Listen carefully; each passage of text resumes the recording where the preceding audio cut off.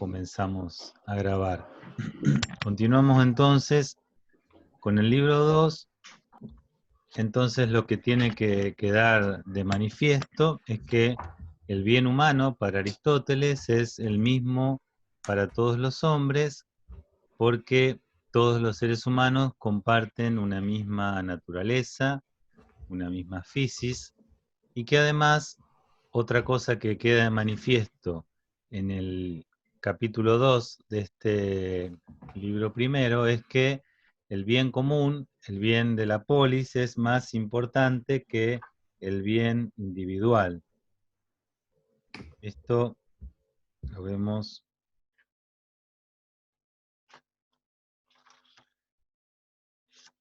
Dice así al final del capítulo 2.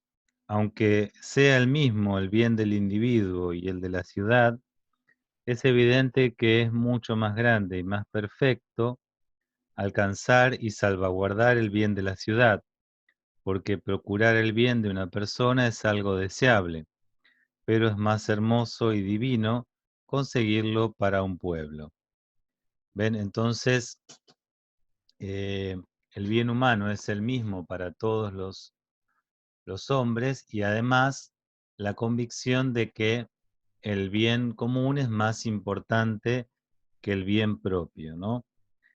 En estos tiempos es algo que se hace más manifiesto, que el bien de la comunidad es más importante que el bien propio. Por eso, quien tiene a su cargo el cuidado de la comunidad a veces puede ser que tome alguna medida que no sea simpática para algún grupo o para algún individuo en particular, pero siempre es más importante el bien de la comunidad que el bien personal.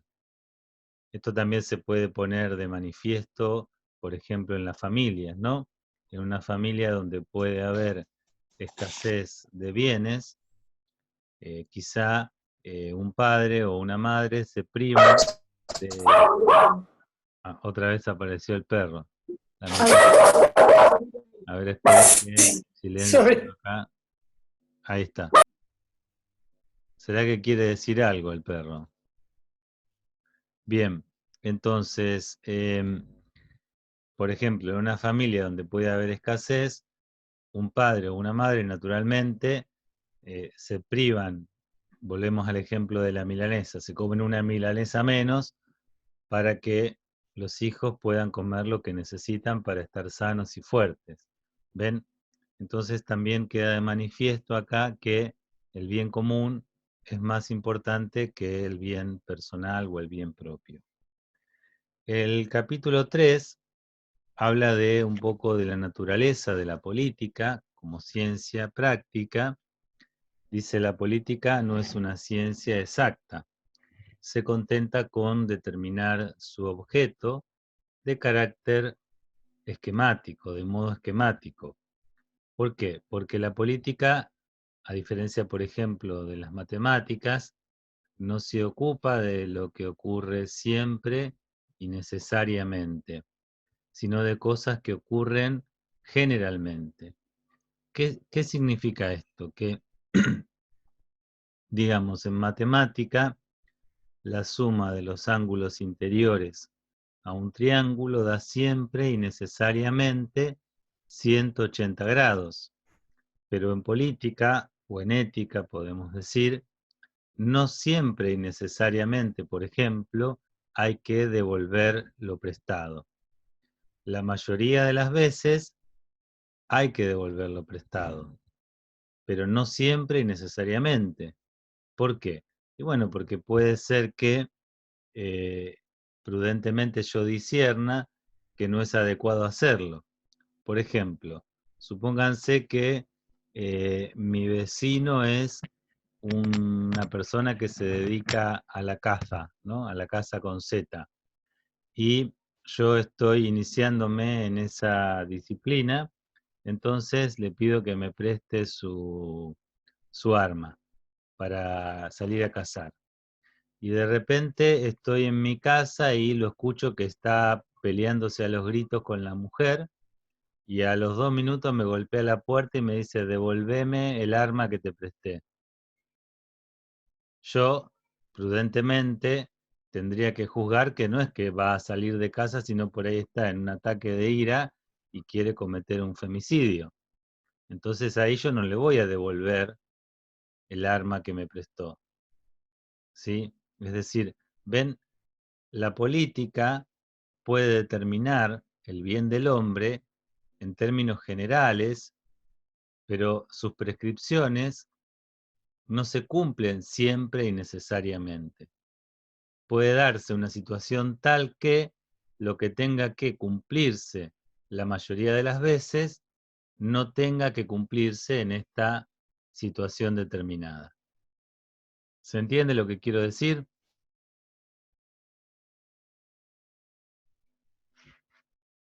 Bien, las acciones justas y nobles que son objeto de la ciencia política, dice Aristóteles.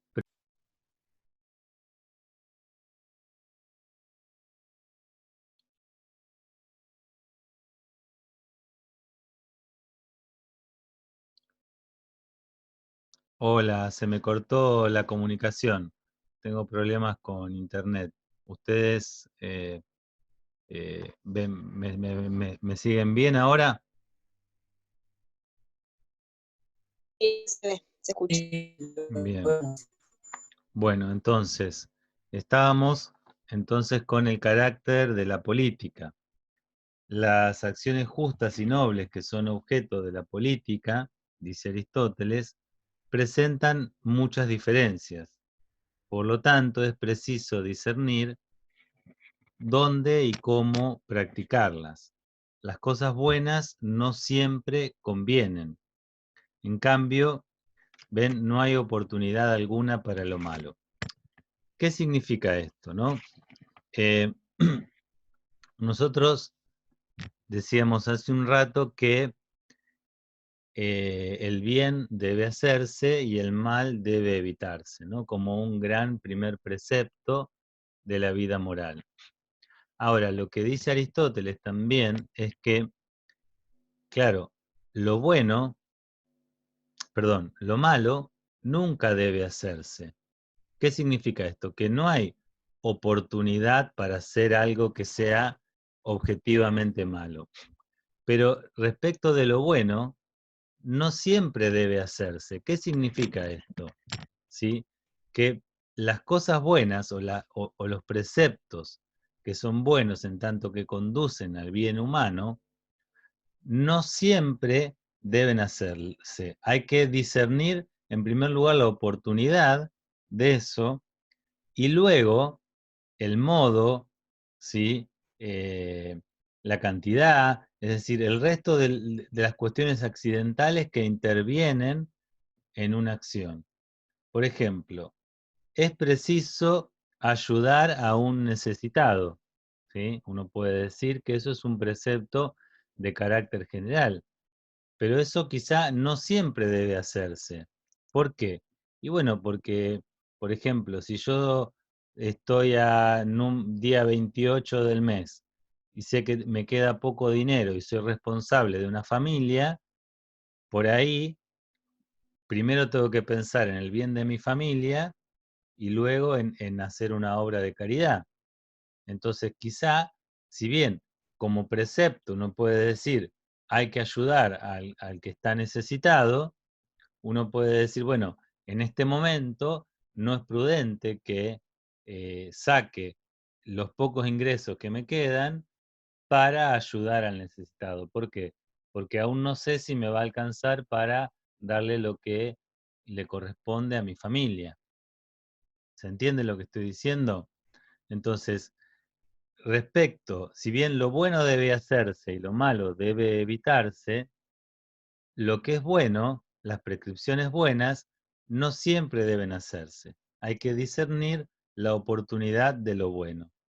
Y después, sí, el modo en que eso bueno se practica.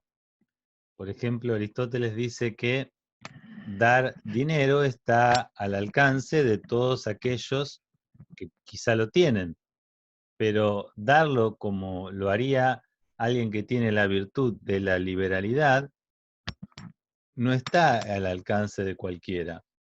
Es decir, dar la cantidad adecuada, dar del modo adecuado, ¿sí? Por ejemplo, sin subyugar la dignidad de aquel a quien le doy. Es decir, eh, dar dinero puede estar al alcance de cualquiera. Hacerlo del modo como lo haría un virtuoso, no. Entonces, ven, respecto de las cosas buenas hay que discernir su oportunidad.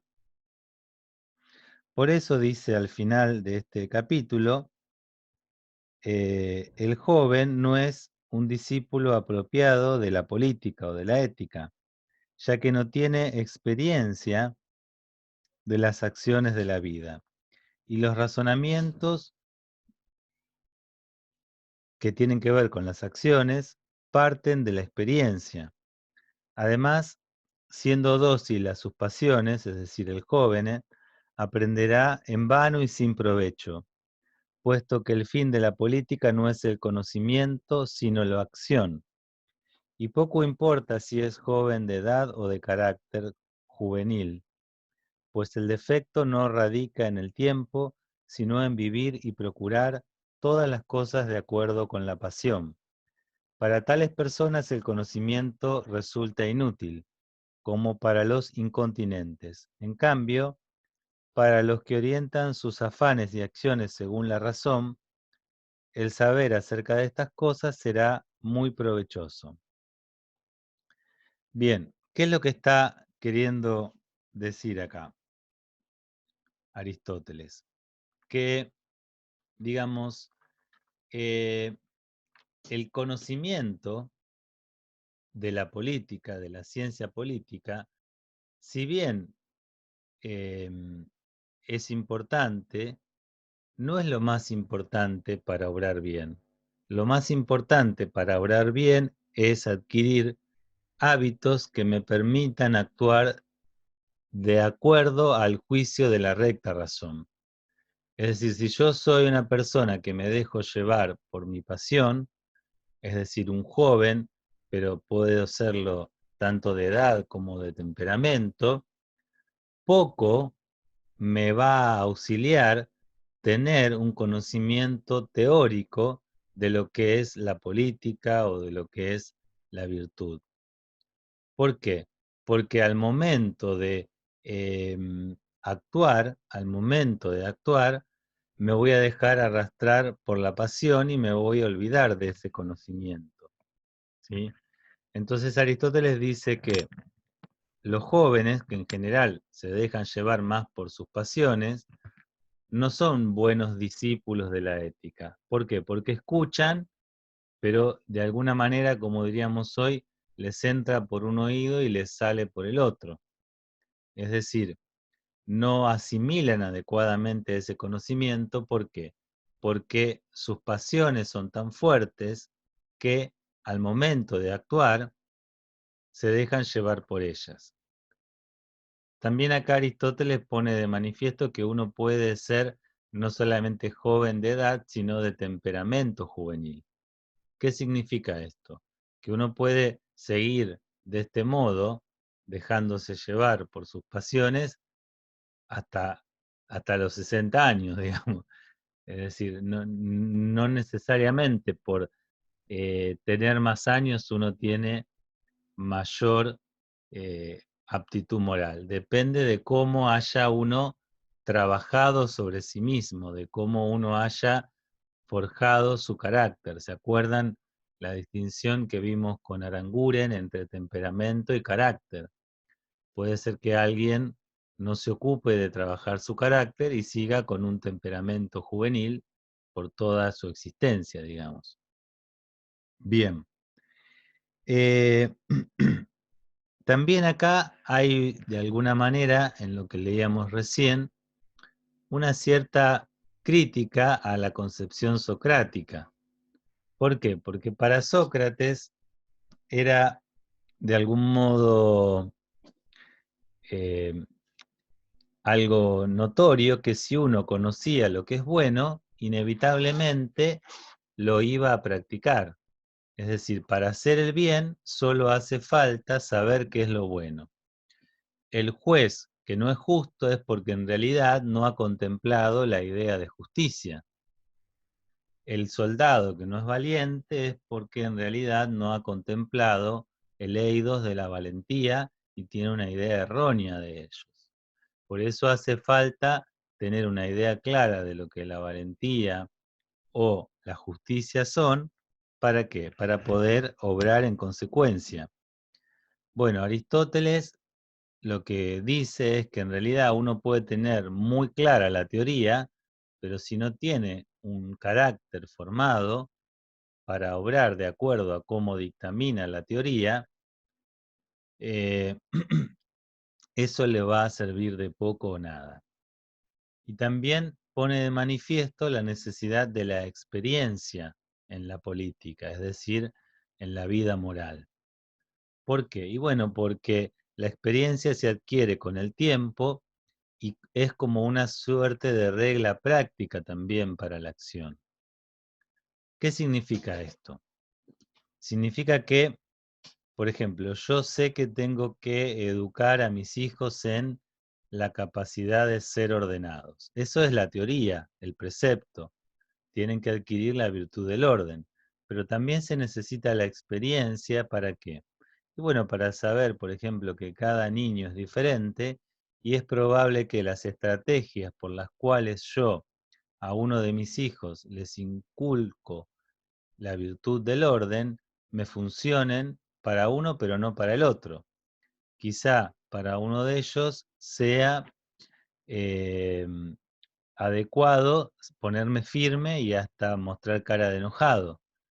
Y para otro sea lo más adecuado hablarles con cariño y de modo dulce, como para que haga lo que le pido y que es bueno para él.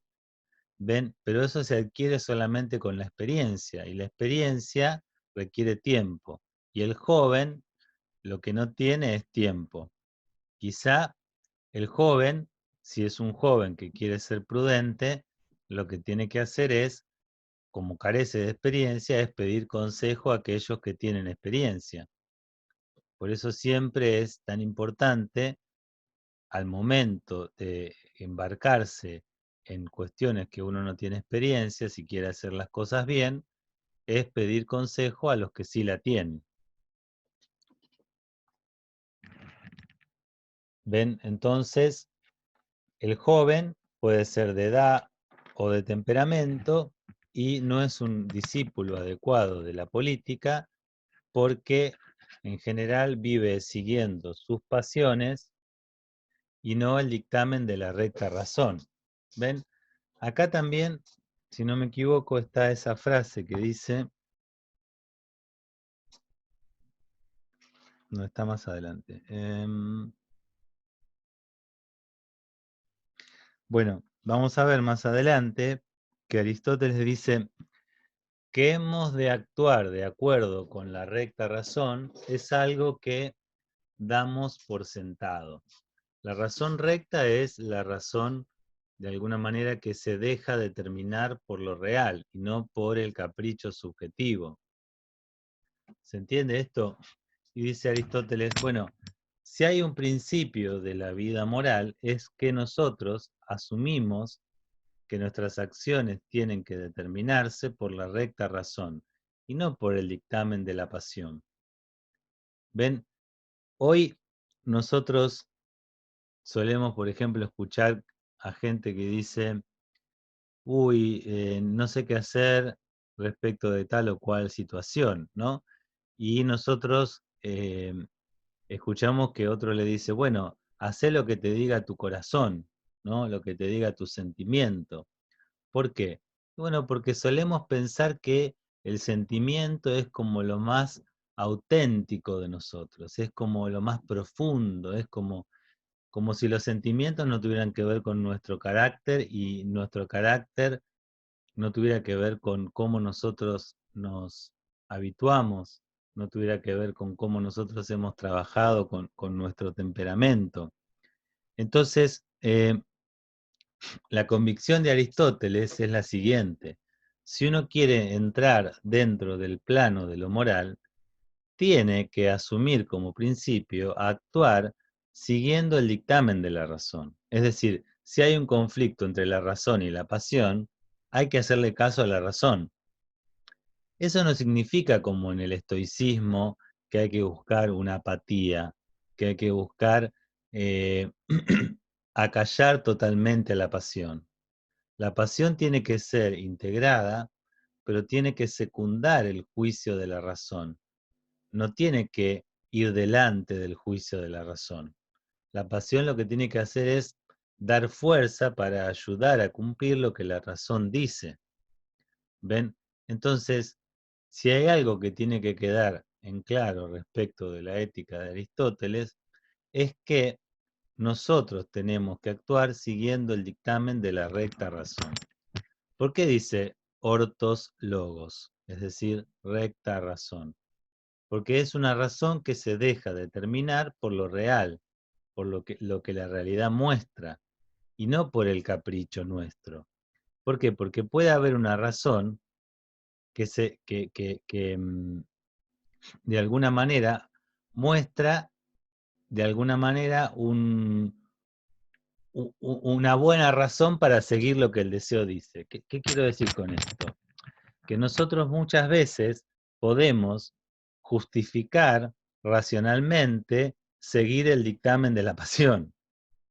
¿Se entiende esto? Es decir, podemos autojustificarnos racionalmente que seguimos el dictamen de la pasión. Entonces, eso sería una razón que se deja determinar no por la realidad, sino por el apetito.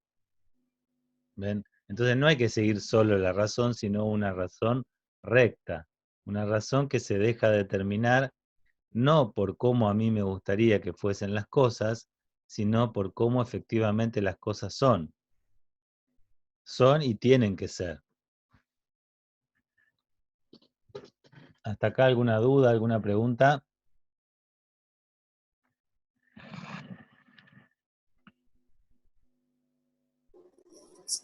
A mí me gustaría preguntar si, o sea, con qué teoría se relacionaría el pensamiento de Aristóteles, ¿con el consecuencialismo o con la deontología? Porque a mí me parece, por todo lo que dijimos anteriormente, que es el consecuencialismo.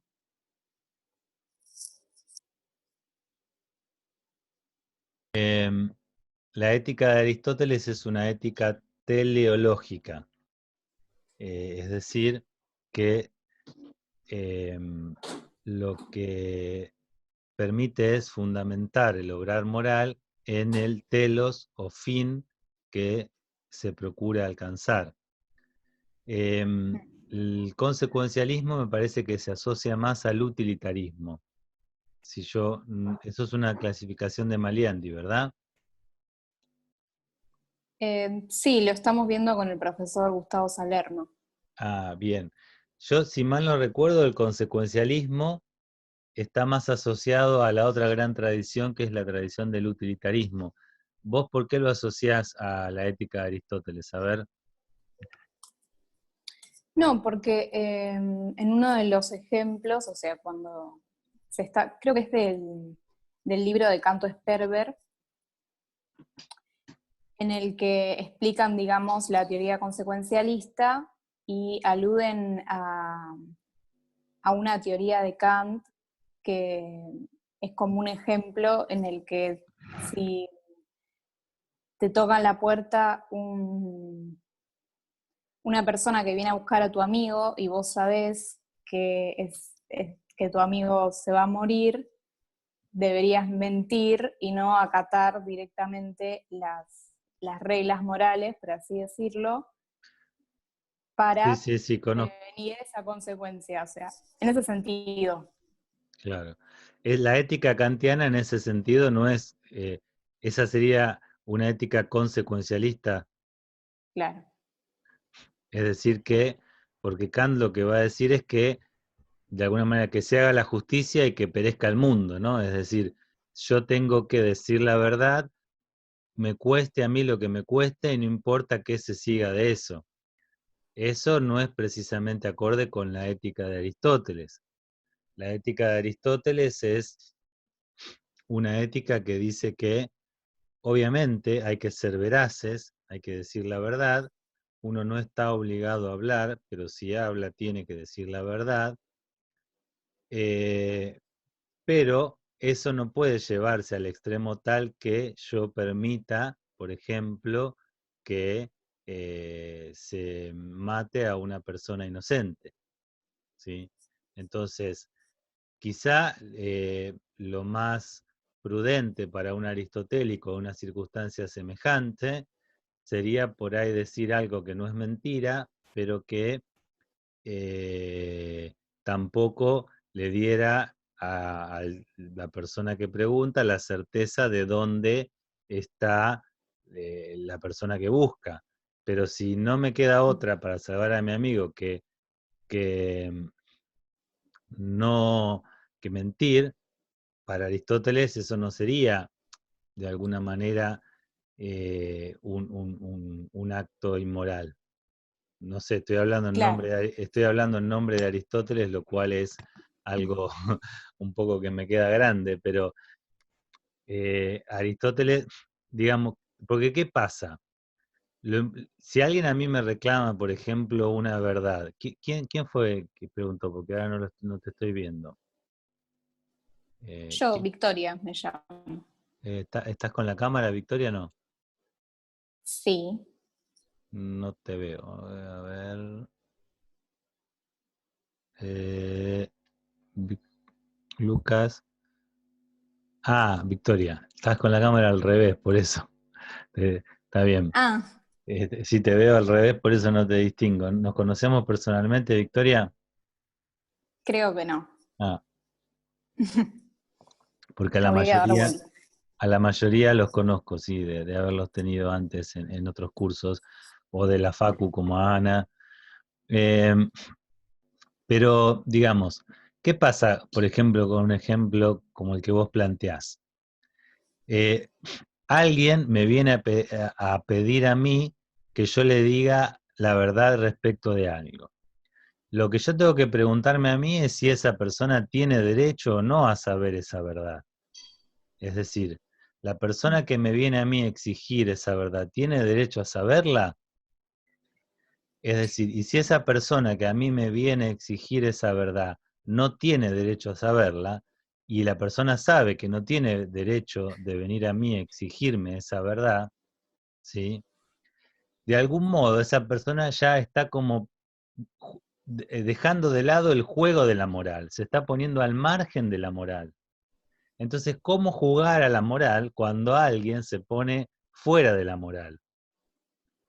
¿Se entiende? No es, eh, digamos, yo no puedo seguir jugando el juego de la moral con alguien que me exige a mí algo que no es de suyo justo, que no tiene derecho a exigirme, ¿sí?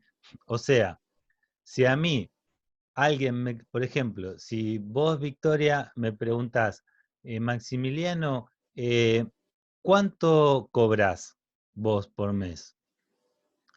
Bueno, es algo que vos no tendrías por qué saberlo, digamos. Entonces yo, en algún punto, si es como vos no tenés por qué saberlo, yo puedo hacer silencio y si vos insistís, bueno, yo te podría hasta decir qué te importa, ¿sí? ¿Por qué? Bueno, porque no es algo que vos tengas derecho a saberlo. Entonces, ¿cómo? ¿Sí? O, digamos, como no es tan grave, yo te podría decir cualquier número, qué sé yo, digamos.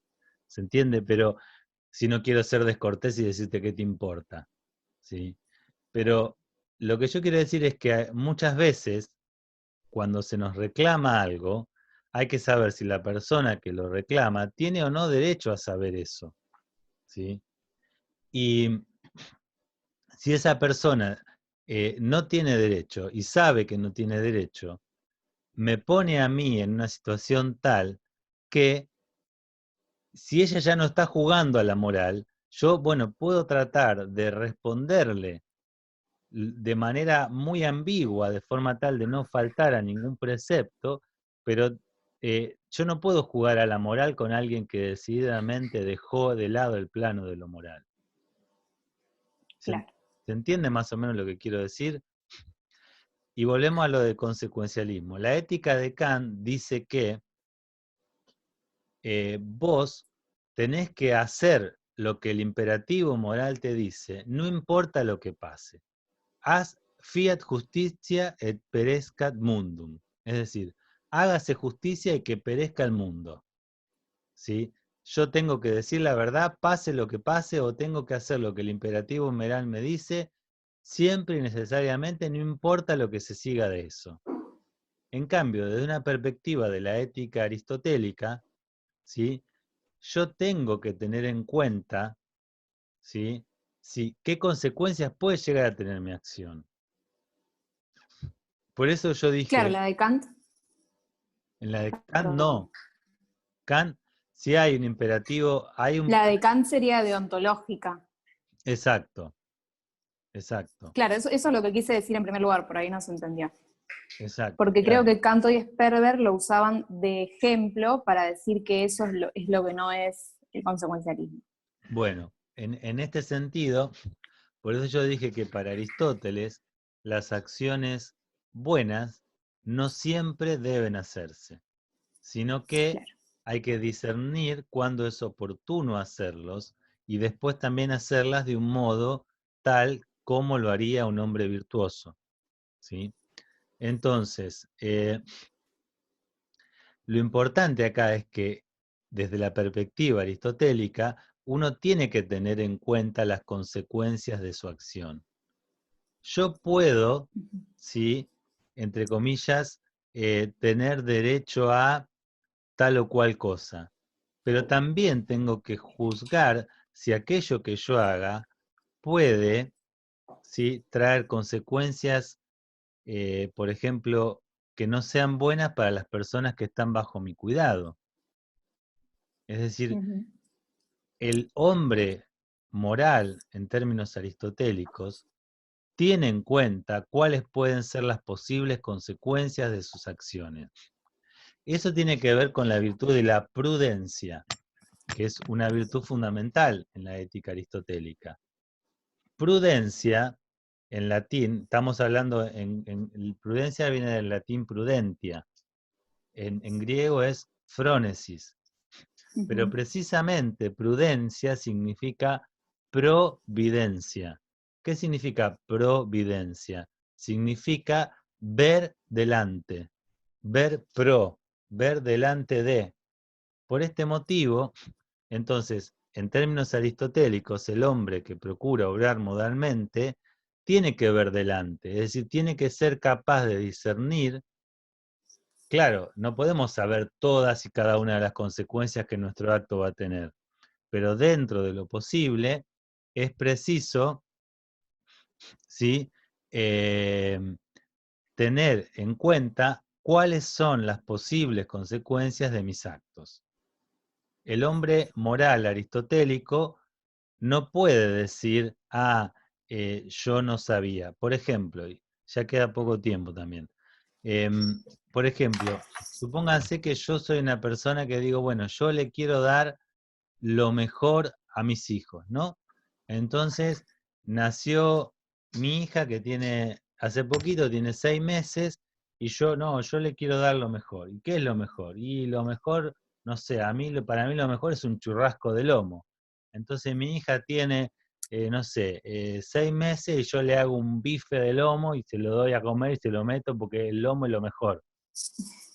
Yo no puedo no saber que por ahí un bife de lomo, por más que sea bueno en sí mismo, no es lo adecuado quizá para un nene de 6 meses. ¿Por qué? Porque tengo que saber qué es lo bueno para mí y lo bueno para las personas que están bajo mi cuidado y cuáles son las consecuencias que puede llegar a tener la acción que hago. Por eso en moral no bastan las buenas intenciones, ¿sí? No basta decir yo lo que quería hacer es lo mejor. Tengo que también formarme para saber qué es lo mejor. ¿Se entiende, Victoria? Sí, muchas gracias. No, por favor. Bien, entonces, llegamos, hasta ahí terminamos con el capítulo 3. Vamos a hablar un poquito del capítulo 4 y después les pido que para la semana que viene terminen el libro primero de leer los que no lo leyeron y avanzamos. Total, a lo sumo, con esta modalidad hasta podemos dar alguna clase más. Si vemos que nos vamos atrasando, no hay ningún problema. Total, lo podemos hacer. Y si alguien no puede conectarse, queda grabado ya. Ven, el libro 4 habla sobre el bien supremo, la naturaleza de este bien supremo, y lo que Aristóteles va a decir es que todos, el sabio y el vulgo, digamos, la gran diferencia que hay es entre los que el vulgo, la mayoría de la gente, que es la que vive siguiendo sus pasiones, y las personas que procuran ser sabias, todos coinciden en dar el nombre de felicidad a ese fin último. Sin embargo, discrepan en qué cosa sea aquello que proporciona la felicidad. Por lo tanto, Aristóteles lo que se va a encargar en esta suerte de razonamiento dialéctico es hacer un examen de las opiniones más relevantes respecto de la felicidad, ¿sí? Es decir, cuáles son las opiniones más relevantes y razonables en relación con la felicidad. El vulgo, como les dije, va a opinar que la felicidad es seguir el dictamen de la pasión. Y Aristóteles va a decir que los que viven siguiendo el dictamen de la pasión llevan una vida propia de bestias, una vida propia de animales. Lo propio del hombre es actuar en armonía con la recta razón, ¿sí? Después, por ejemplo, va a hacer una crítica de aquellos que opinan que la felicidad está en la vida política, ¿sí? O en los honores. Y Aristóteles va a decir, la búsqueda de honor, de reconocimiento público, de éxito mundano, no puede ser la felicidad, porque va a decir, el honor es algo que depende sobre todo de aquellos que lo otorgan. En cambio, la felicidad no puede ser algo que dependa de otros, sino que tiene que ser algo que dependa de mí mismo. Ya queda menos de un minuto, así que bueno, cualquier duda que tengan, mándenme el trabajo que les pedí durante esta semana y cualquier duda que tengan me consultan por mail y nos vemos Dios mediante el próximo miércoles. Gracias por Maxi, estar ahí. perdón, ¿el mail ya no los pasaste? Mi mail, todos, la mayoría lo conocen, maxiloria@yahoo.com.ar. Ah, bueno, muchas gracias. Bueno, ya se corta, que estén muy bien, ¿eh? Bueno, gracias. Chao a todos. Chao, gracias.